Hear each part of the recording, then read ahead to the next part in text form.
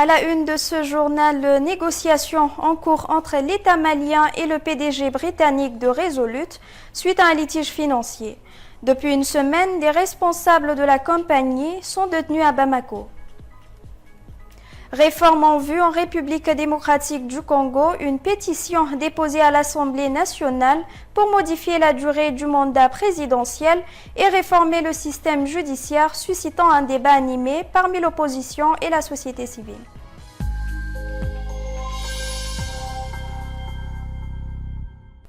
Bonsoir à tous et merci de nous rejoindre pour cette nouvelle édition du Journal international.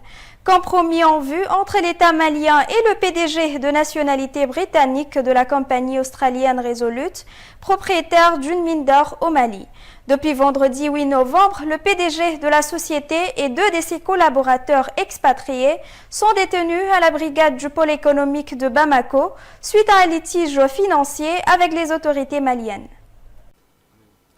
Le président directeur général de la compagnie australienne Resolute, propriétaire d'une mine d'or au Mali, et ses deux collaborateurs, tous les trois des nationalités britanniques, étaient à deux doigts d'être mis sous mandat de dépôt.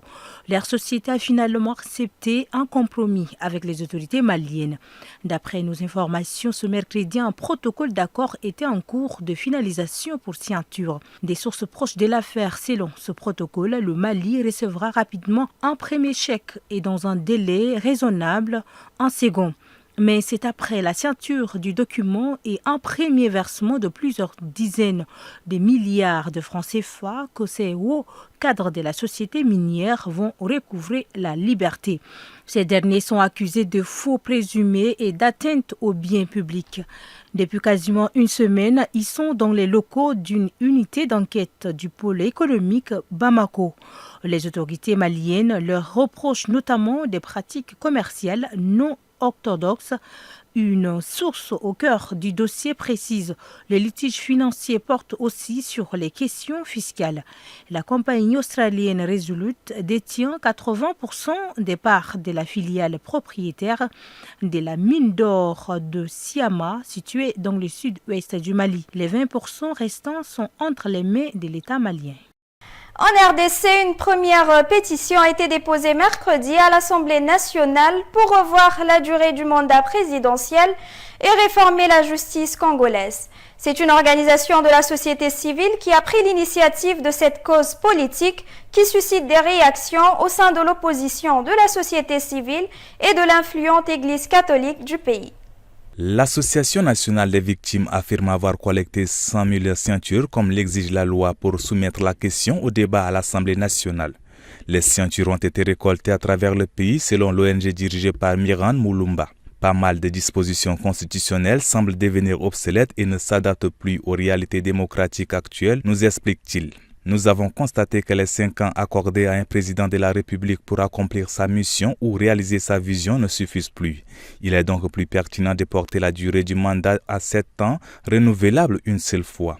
Si l'actuel article 220 de la Constitution de la RDC était changé, il toucherait également à l'indépendance du pouvoir judiciaire, à la forme de l'État ainsi qu'au principe du suffrage universel. Pour ceux qui ont collecté les premières 100 000 signatures, le processus sera long et complexe. Plusieurs organisations proches du pouvoir affirment avoir emboîté le pas à l'Assemblée nationale des victimes pour collecter des signatures. Si les principales figures de l'opposition ne se sont pas encore réunies pour contrer le parti au pouvoir à Kinshasa, la coalition de Martin Fayulu a déjà lancé une série de sensibilisations contre cette révision sous le slogan « Changeons Félix Tshisekedi et non pas la Constitution ». Aujourd'hui, certains craignent qu'une révision de la Constitution offre au président en fonction la possibilité d'obtenir un 3e mandat. Au Mozambique, au moins 6 morts ce mercredi 13 novembre dans la répression de manifestations à Nampula, dans le nord du pays. C'est un premier bilan de l'organisation de la société civile, plateforme électorale des sites, qui déplore également 8 blessés par balle dans cette capitale de province.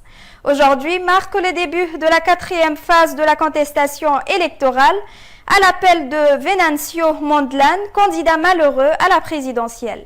Cette phase doit durer 3 jours. À Maputo, la capitale du pays, la situation est restée calme. Il faut dire que les autorités n'ont pas lésiné sur les déploiements sécuritaires. À Maputo, Nelson, 23 ans, attend son minibus pour travailler. Il aimerait manifester, mais doit subvenir aux besoins de sa famille. La police lourdement déployée a qualifié les manifestations de terrorisme urbain et menace d'intervenir. Depuis sa cachette, Venancio Mondlane encourage la contestation sur Facebook malgré l'ouverture de 200 procédures pénales.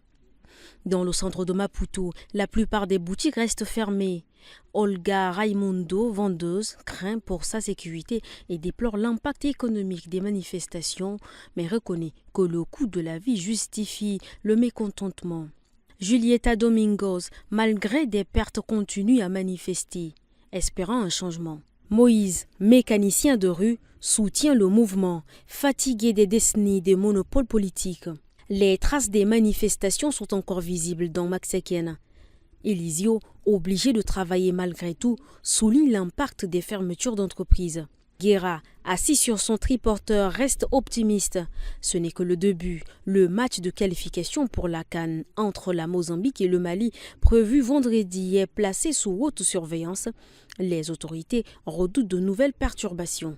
Selon le Centre pour l'intégrité publique, la contestation a déjà coûté au Mozambique près de 360 millions d'euros.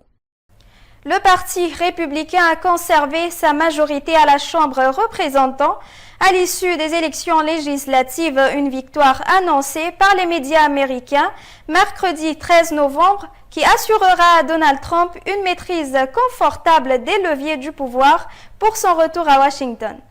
Le milliardaire de 78 ans et le camp conservateur réussissent ainsi un tiercé gagnant avec la présidence et les deux chambres du Congrès qui confortent le retentissement comeback politique de l'ancien président républicain.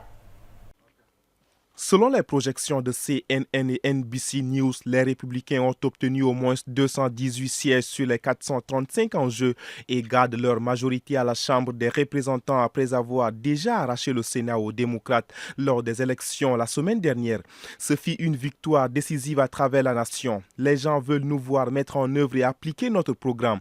L'Amérique d'abord a salué le représentant républicain Mike Johnson qui devrait, sauf grande surprise, continuer à présider la Chambre. Côté Sénat, les républicains ont élu mercredi 13 novembre John Thune d'une ligne républicaine plutôt traditionnelle comme chef. L'élu du Dakota du Sud s'est dit extrêmement honoré de sa victoire, assurant que l'équipe républicaine était unie derrière le programme du président Trump. L'élection de John Thune, élu au Sénat américain depuis 2005, signe la fin de l'ère du ténor républicain Mitch McConnell qui entretenait des relations houleuses avec Donald Trump. Le fait de contrôler le Congrès facilitera la tâche du 45e et futur 47e président qui a promis de mettre en application des mesures radicales entre expulsion massive des migrants, baisse d'impôts et de dérégulation. Mais Donald Trump a aussi manifesté sa volonté de contourner les laborieux processus de confirmation par les sénateurs des personnes qu'il prévoit de nommer à des postes clés. Il compte pour cela utiliser une clause qui permet au président de faire des nominations temporaires lorsque le Sénat n'est pas en session. Le républicain est également bien parti pour rafler le vote populaire face à la vice-présidente démocrate Kamala Harris avec 50,2% des voix. Selon NBC News, sur la base des décomptes toujours en cours, chacun des 7 États clés qui étaient susceptibles de basculer lors du scrutin sont également tombés dans son escarcelle. Un homme portant sur lui des explosifs est mort mercredi soir à Brasilia après avoir tenté en vain de pénétrer dans le bâtiment de la Cour suprême brésilienne, une attaque manquée selon les autorités. Cette tentative d'attentat ciblant une institution majeure de la démocratie du Brésil réveille le souvenir des émeutes d'extrême droite contre les sièges de l'exécutif, du législatif et du judiciaire sur la même place de la capitale en janvier 2023. Elle s'inscrit en outre dans un contexte particulièrement fort. Le président de gauche Luiza Inácio Lula da Silva accueille la semaine prochaine un sommet de G20 à Rio de Janeiro et une visite d'État du président chinois Xi Jinping à Brasilia. Il y a d'abord eu l'explosion d'une voiture, puis un individu s'est approché du tribunal suprême fédéral et essayé d'entrer, n'y est pas parvenu et l'explosion s'est produite devant la porte, a déclaré devant la presse la gouverneure de Brasilia, Celina Leo. Selon les informations préliminaires, il s'agit d'un suicide, a poursuivi la gouverneure. La Cour suprême se trouve sur la place des trois pouvoirs. Elle fait face au palais présidentiel et au Parlement. Lula ne se trouvait pas au palais présidentiel au moment de l'explosion, a déclaré un porte-parole de la présidence. Les deux explosions se sont produites dans un bref laps de temps et n'ont pas fait de blessés. Le 8 janvier 2023, une semaine après le retour de Lula au pouvoir, des milliers de partisans de Jair Bolsonaro, ex-chef de l'État d'extrême droite, défait à la présidentielle fin 2022, avaient pris d'assaut et saccagé les sièges des institutions sur la place des trois pouvoirs. Les autorités avaient finalement repris le contrôle de la situation. Lula accueillera lundi et mardi à Rio de Janeiro un sommet de G20, réunissant la plupart des dirigeants des principales économies de la planète. Mercredi, il doit recevoir à Brasilia en visite d'État le président chinois Xi Jinping.